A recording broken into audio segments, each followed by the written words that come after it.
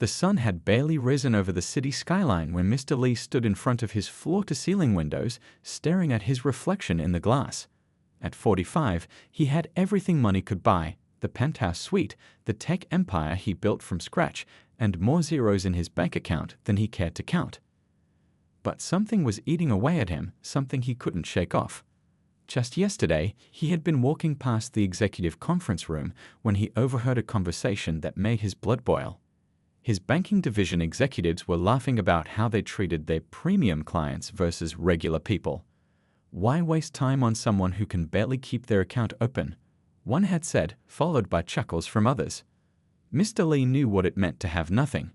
20 years ago, he was the one counting pennies, working 3 jobs just to keep his tiny apartment. He remembered the looks he got when he walked into banks wearing his worn-out clothes, how people treated him like he was invisible. He walked over to his desk and picked up his morning coffee, but couldn't bring himself to drink it. The conversation from yesterday kept playing in his head like a broken record. His banking division had grown massive over the past 5 years, with branches all over the country. But had success made them lose their humanity? What if, he muttered to himself, an idea forming in his mind. He pulled out his phone and called his most trusted assistant.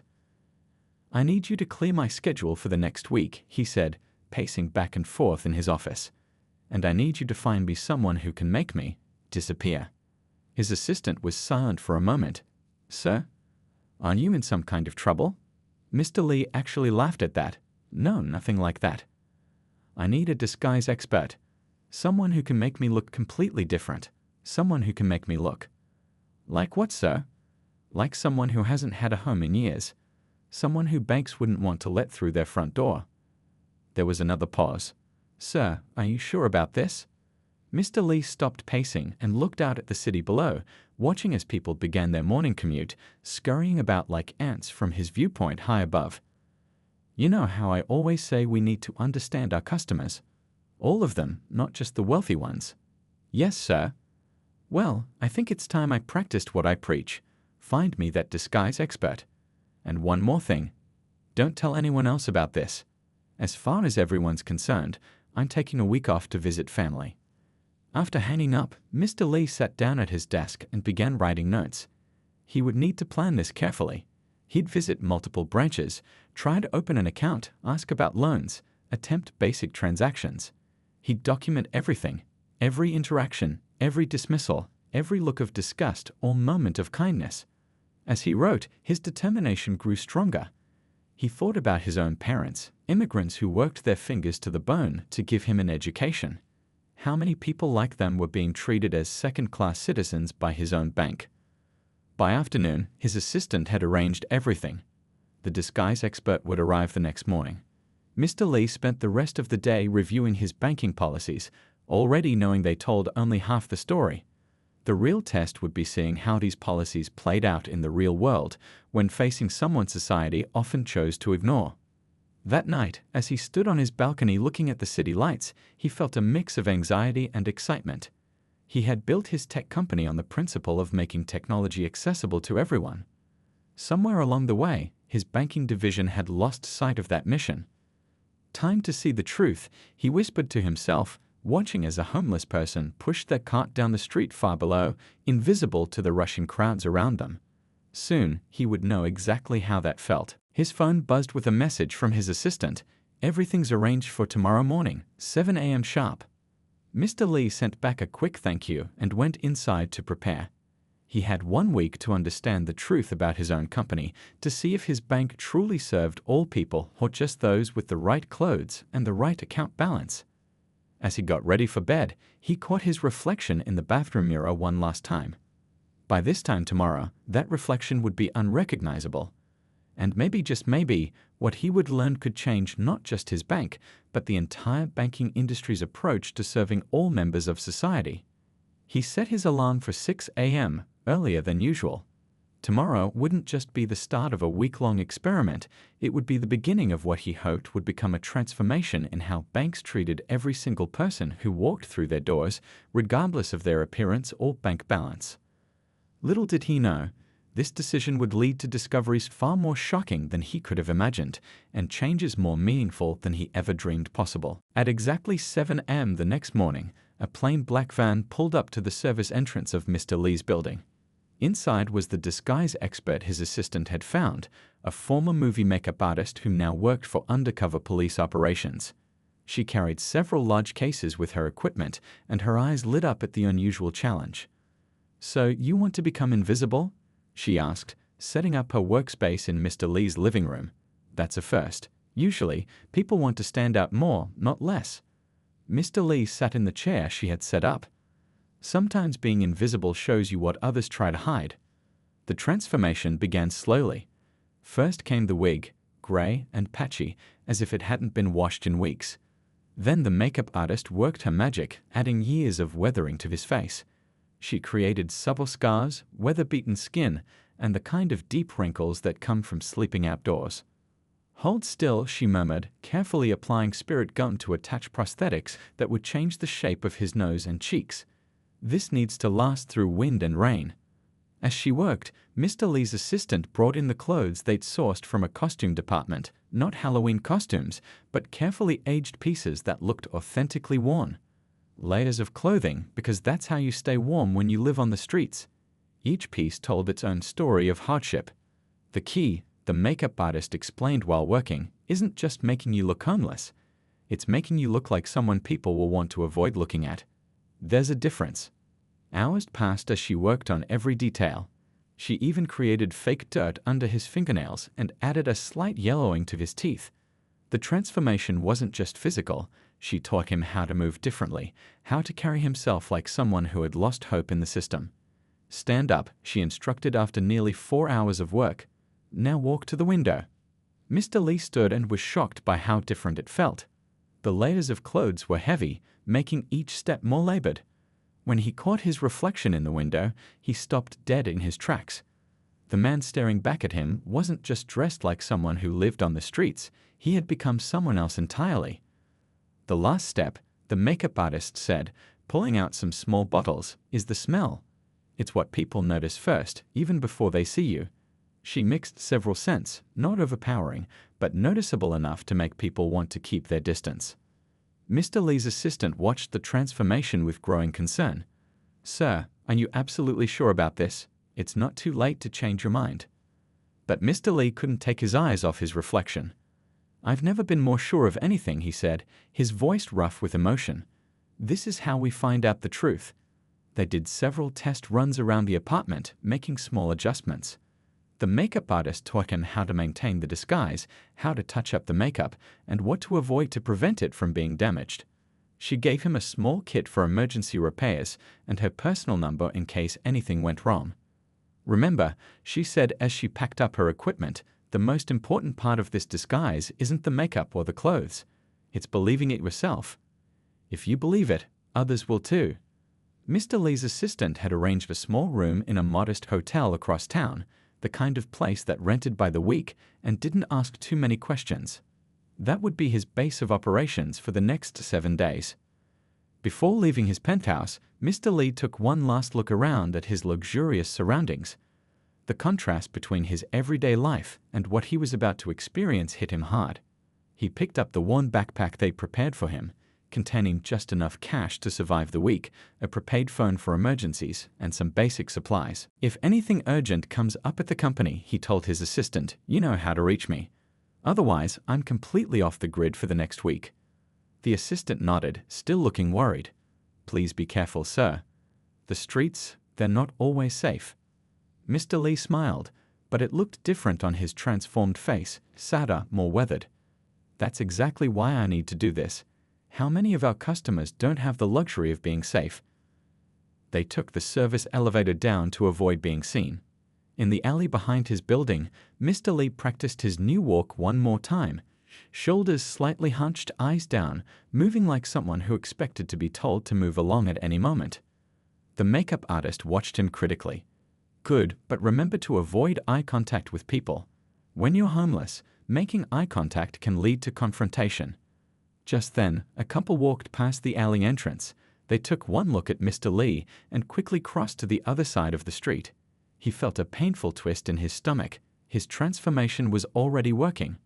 "Thank you both," he said quietly to his assistant and the makeup artist. "I'll see you in a week." As he walked away, carrying his one backpack and practicing his new shuffling gait, he heard the makeup artist say to his assistant, "In all my years of doing this, I've never met anyone quite like him." Mr. Lee walked slowly through the city he thought he knew so well, already seeing it through different eyes. People who normally would have greeted him with respect now went out of their way to avoid him. He felt himself becoming invisible, exactly what he needed to be to learn the truth about his banks. Tomorrow, he would begin visiting different branches, but today he needed to learn how to live in his new skin, how to move through the world as someone society had forgotten. With each step, the weight of his mission settled deeper into his bones. The sun was setting as he reached his hotel, casting long shadows across the city streets. Tomorrow would bring the first real test, walking into one of his own banks as a person they'd rather not see.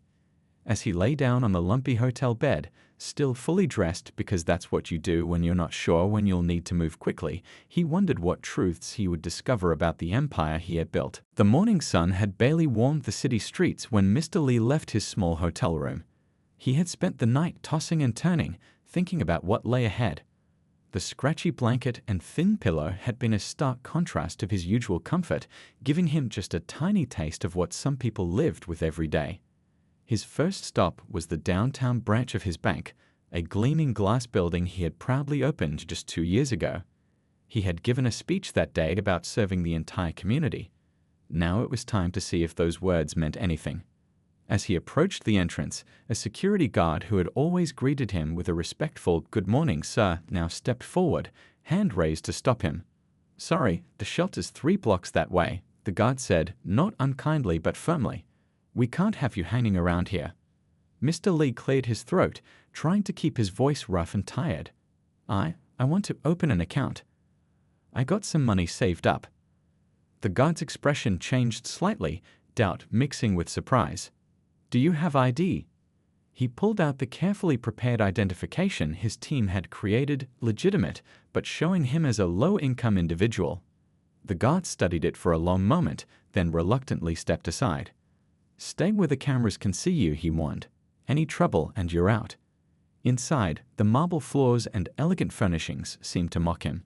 He had chosen these decorations himself, wanting to create a welcoming atmosphere. Now he realized how intimidating it might feel to someone who wasn't wearing expensive clothes. He joined the line, noticing how people in business suits kept their distance, some holding their bags closer. A mother pulled her child to the other side when the little boy pointed at him. Each small action was like a tiny cut, barely noticeable alone, but painful when they kept coming. After 20 minutes of waiting, while watching others who came in after him being served first, he finally reached a teller's window. The young man behind the counter barely looked at him. "How can I help you?" The words were right, but the tone made it clear that help wasn't really being offered. "I'd like to open an account," Mr. Lee said, placing his ID and a wrinkled $100 bill on the counter. "I've been saving up." The teller picked up the ID with 2 fingers, as if it might be dirty. "Do you have proof of address?" I stay at the shelter sometimes." They said they'd write a letter. "We require a permanent address," the teller cut him off. "And there's a minimum deposit requirement of $500 to open a basic account." Mr. Lee knew this was a lie. The minimum deposit was $50. He had set that policy himself to make banking more accessible. But he stayed in character, shoulders slumping further. "Could I just cash this then?" he asked, pointing to the $100 bill. "It's clean money. I worked for it." The teller's eye roll was barely concealed. "There's a check cashing place 3 blocks down. They handle that sort of thing." Mr. Lee knew those places. They charged astronomical fees to people who could least afford them. He had started the banking division partly to provide an alternative to such predatory services. As he turned to leave, he noticed a well-dressed man being warmly greeted by another teller who was eagerly explaining their premium account services. The contrast made his stomach turn. Outside, the security guard watched him leave with obvious relief. Mr. Lee walked slowly to the next branch, his mind racing. One bad experience could be blamed on a single employee, but he had a feeling he would find more of the same. The second branch was in a quieter neighborhood. This time, he didn't even make it through the door. The security guard stepped out as soon as he approached. "We're not a shelter," he said bluntly. "Move along before I call the police." "I'm a customer," Mr. Lee protested, reaching for his ID. "Sure you are," the guard scoffed. "Like the last guy who came in here and tried to use the bathroom to wash up. We've heard it all before. Move along." The third branch was the worst. He made it inside and waited in line, only to have someone call security because he looked suspicious. As they escorted him out, he heard whispers and saw phones recording video, people probably thinking they were witnessing a troublemaker being removed. By late afternoon, he sat on a park bench, emotionally exhausted. He had visited 3 of his own branches and hadn't managed to complete a single transaction. Each rejection, each suspicious glance, each dismissive word had built up like layers of dirt on his soul. He watched people hurrying past, some dropping coins in a street musician's hat, others clutching their designer coffee cups. How many of them knew what it felt like to be truly invisible? To be seen as a problem rather than a person? A woman walking her dog crossed the street rather than pass near his bench. He had built his entire tech empire on the idea of making technology accessible to everyone, but somewhere along the way, his banking division had created invisible barriers that kept out the people who needed their services most. As the sun began to set, he made his way back to the small hotel room. Tomorrow, he would try more branches, but he already knew what he would find. The question wasn't whether there was a problem, the question was how to fix it. Lying on the lumpy mattress, he pulled out a small notebook and began writing everything he had observed. Small moments of cruelty, casual dismissals, broken policies, and blatant lies. But he also noted the few small kindnesses: the janitor who had smiled at him, the young woman who held the door, the child who waved before his mother pulled him away. Change would have to start with these small moments, he realized. But it would need to go much deeper than just telling employees to be nice. The entire system needed to be rebuilt from the ground up. As night fell over the city, Mr. Lee felt the weight of his disguise like never before. It wasn't just the makeup or the clothes, it was the weight of being seen as less than human. Tomorrow would bring more branches, more experiences, more evidence. But tonight, he understood something that all his billions had never taught him: dignity shouldn't have to be earned. The 5th day of Mr. Lee's experiment began with a new purpose. Yesterday's experience with the kind teller had shown him what was possible. Today, he would dig deeper, looking not just at how people treated him, but at the hidden systems that made banking so difficult for those who needed it most. He started early, joining the line outside a check-cashing store near one of his bank branches. The contrast was striking. While his bank's lobby sat nearly empty, dozens of people waited here, many clearly heading to work, just trying to access their own money. $75 to cash my paycheck, muttered the man in front of him. But what choice do I have? The bank won't even let me open an account. Mr. Lee struck up conversations carefully, listening more than speaking. He heard stories that make his heart heavy. Single parents who couldn't maintain minimum balances, elderly people confused by digital banking requirements, workers whose odd hours meant they could never reach a branch during business hours. At mid-morning, he walked into another of his branches, this time with a purpose. He had noticed something in every branch he'd visited: signs about their community commitment displayed prominently on the walls. Now he wanted to test those promises. "I'd like information about small business loans," he said to the loan officer, who reluctantly agreed to speak with him.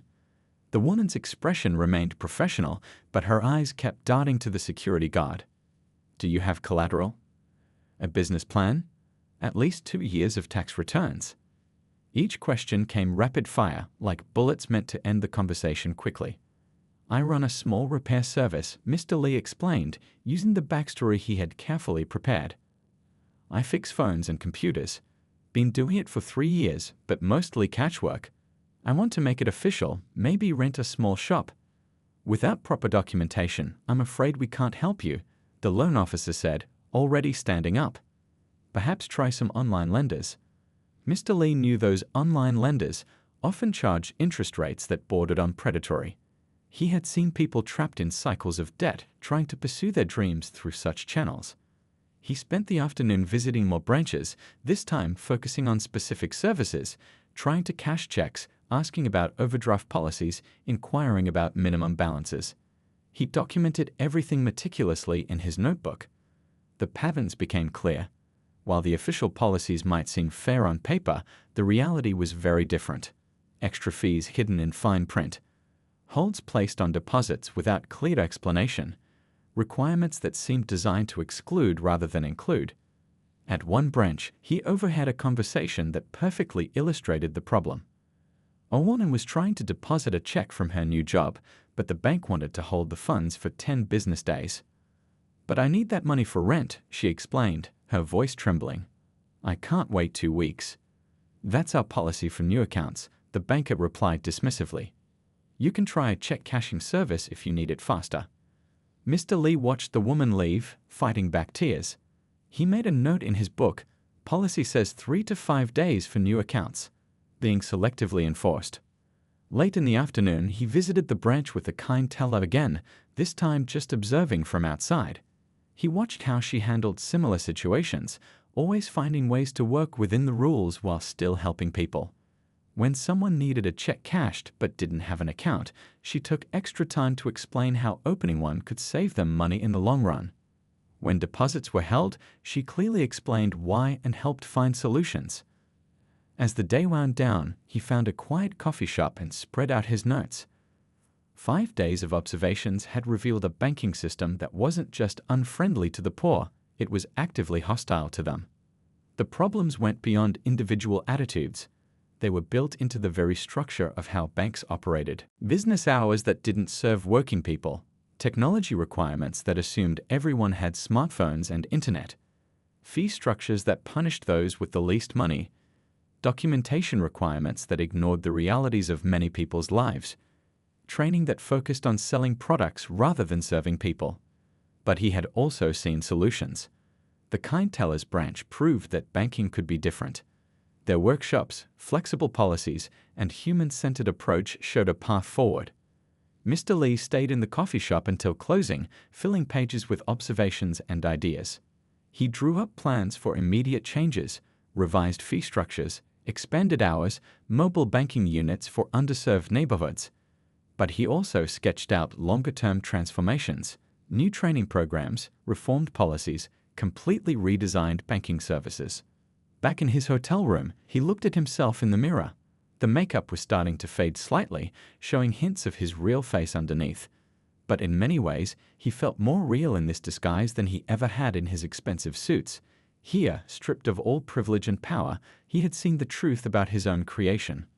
Tomorrow would bring more investigations, more stories, more evidence to collect. But today had shown him something crucial. The problems in his banks weren't accidents or oversights. They were the natural result of a system designed to serve some people while excluding others. As he lay down to sleep, his mind was already racing with ideas for change. Not just surface-level fixes, but deep, structural transformations. His banks wouldn't just serve all people, they would actively work to make banking accessible, understandable, and helpful for everyone. The experiment wasn't over yet, but its purpose had evolved. It wasn't just about exposing problems anymore. It was about imagining and creating something entirely new. The morning of the 6th day felt different. Mr. Lee stood in his hotel room, carefully applying the last touches to his disguise, knowing that today would change everything. He had called his assistant late last night, setting things in motion for what was to come. The board meeting was scheduled for 10 a.m. They didn't know he would be there. They thought he was still away visiting family. His plan was to sit in the lobby of the corporate headquarters, watching as his board members walked past him without a second glance. He arrived early, taking his usual position near the wall, just another invisible person in worn clothes. The security guard at the front desk kept glancing at him nervously, but hadn't asked him to leave yet, probably because he was sitting quietly and not bothering anyone. One by one, his board members arrived. The CFO walked past, talking loudly on his phone about golf. The head of marketing strode through in her designer suit, not even seeing him. Each person he had personally hired, each one earning millions to help run his company, passed within feet of him without the slightest acknowledgement of his existence. At 9:55, his assistant walked in right on schedule. She was carrying a large presentation folder and looked nervous. As planned, she approached the security desk. "I need to speak with the board," she said clearly. "It's urgent, from Mr. Lay." The guard immediately picked up the phone. Within minutes, she was escorted upstairs. Mr. Lee waited 5 more minutes, then stood up slowly. The guard tensed, but Mr. Lee walked to his desk with purpose. "I'm here for the board meeting," he said quietly. The guard started to laugh. "Sure you are, buddy, and I'm the Queen of England." Mr. Lee reached into his worn jacket and pulled out his CEO identification card. The guard's face went through a series of expressions: disbelief, shock, fear, and finally understanding. "Sir, I didn't." "Please call upstairs," Mr. Lee said gently. "Tell them I'm on my way up." The elevator ride to the top floor felt longer than usual. He could feel the operator's confused stare, the way the man kept looking between his clothes and his ID badge. When the doors opened, his assistant was waiting. "Everything's ready," she whispered. "They're all there." He could hear voices from the boardroom, probably discussing quarterly reports and profit margins. His assistant handed him the presentation folder and opened the door. The conversation stopped immediately. 12 pairs of eyes turned to stare at the apparently homeless man who had just walked into their meeting. He saw hands reaching for phones, probably to call security. Then he spoke in his normal voice. "Good morning, everyone. I believe you've been wondering where I've been this past week." The silence became absolute. He watched recognition dawn on their faces as they looked past the disguise and saw who he really was. The head of operations actually dropped her coffee cup. "For the past 6 days," he continued, walking to the head of the table, "I've been conducting an experiment. I've visited our branches, tried to use our services, and experienced firsthand how we treat people who don't look like our usual customers." He opened the presentation folder and began laying out photographs. His assistant had followed him at a distance, documenting everything. Pictures of him being thrown out of branches, of tellers refusing to help him, of security guards treating him like a criminal. "These aren't isolated incidents," he said, his voice growing stronger. "This is how a bank treats people every single day. People who work hard, who save their money, who deserve our respect and service just as much as anyone else." He pulled out his notebook and began reading specific examples.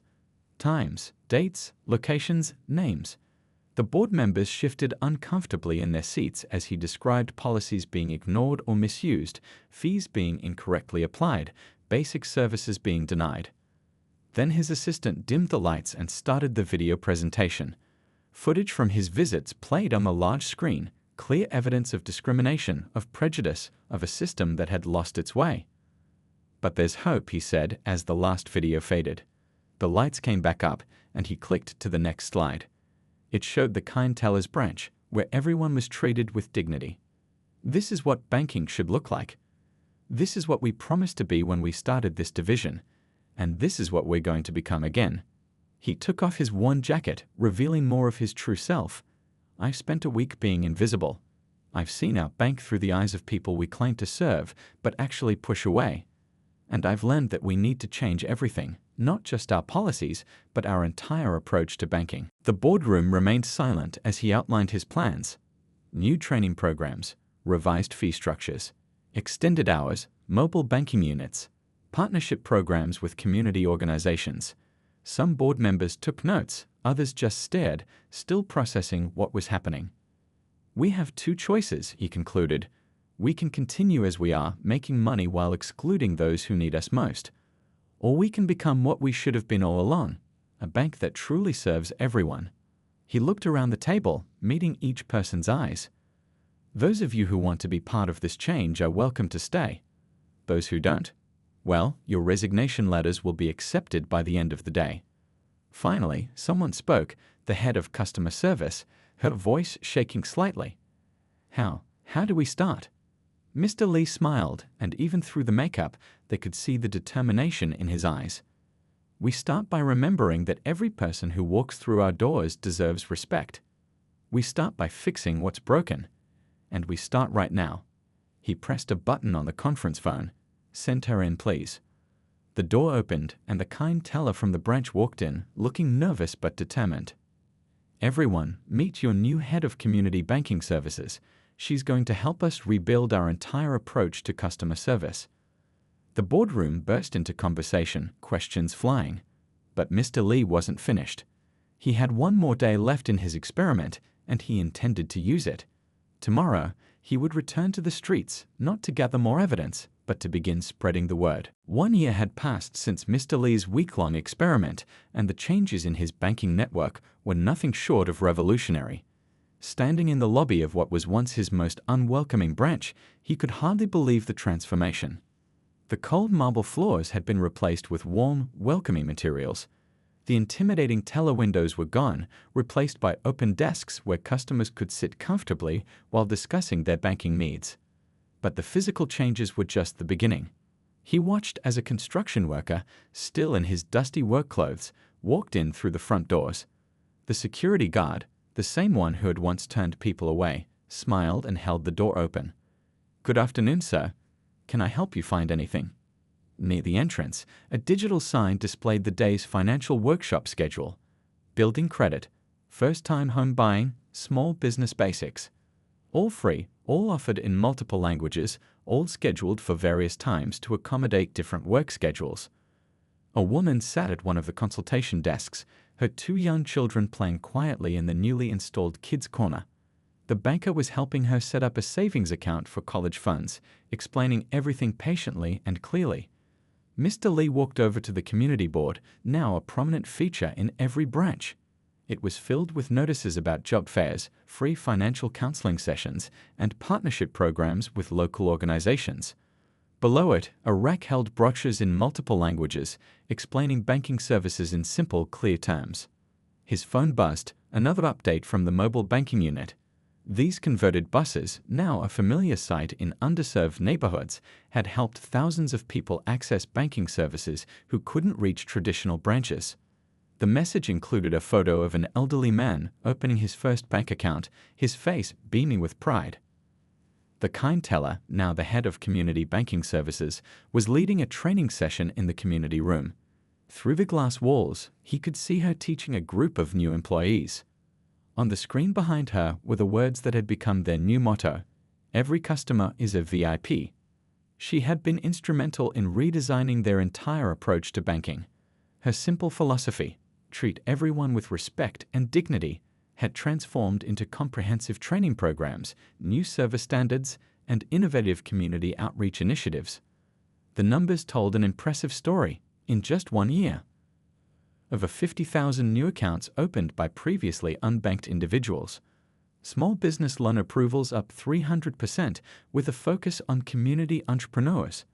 Customer satisfaction scores at an all-time high. Employee retention improved dramatically. Profits actually increased, proving that doing good was good for business. But the real success stories weren't in the numbers. They were in the small moments he witnessed every day.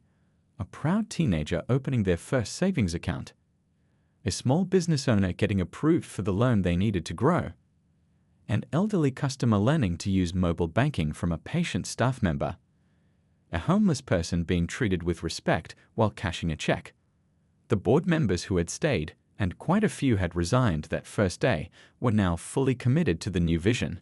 They had seen firsthand how serving all members of the community wasn't just the right thing to do, it was also smart business. Near the end of the day, a familiar face walked in, the woman he had seen crying about her health check a year ago. Now she was here to discuss a small business loan. She had become one of their success stories, building her cleaning business from a single-person operation to employing 5 people. As the sun began to set, casting a warm glow through the large windows, Mr. Lee sat down in one of the comfortable lobby chairs. A young trainee approached him, not recognizing who he was. "Can I help you with anything, sir?" He smiled, remembering his week in disguise. "Just taking in the view," he replied. The trainee nodded pleasantly. "Let me know if you need anything. We're open until 7, and there's fresh coffee over there if you'd like some." After she walked away, Mr. Lee pulled out his old notebook, the one he had used during his week on the streets. The pages were worn now, but the words still had power. He had kept it as a reminder of where they had started and how far they had come. The last page held the notes from his final day in disguise, including the promise he had made to himself. Banking shouldn't be a privilege, it's a right. And we're going to make it accessible to everyone. Looking around the transformed branch, he knew they hadn't solved every problem. There was still work to be done, more people to reach, more services to improve. But they had made a start, a real, meaningful start. As he stood to leave, he passed the wall where their community commitment statement used to hang. Now it displayed photos of their customers, people of all backgrounds, all walks of life, all sharing one thing. They were being served with dignity and respect. Outside, the mobile banking unit was returning from its daily route. The driver waved as he parked it for the night. Tomorrow it would be back out there, bringing banking services to those who needed them most. The experiment that had started with one man's disguise had grown into something much bigger, a complete reimagining of what banking could be. And it all began with a simple question: what if we treated everyone like they mattered? Because, as Mr. Lee had learned during his week on the streets, they do.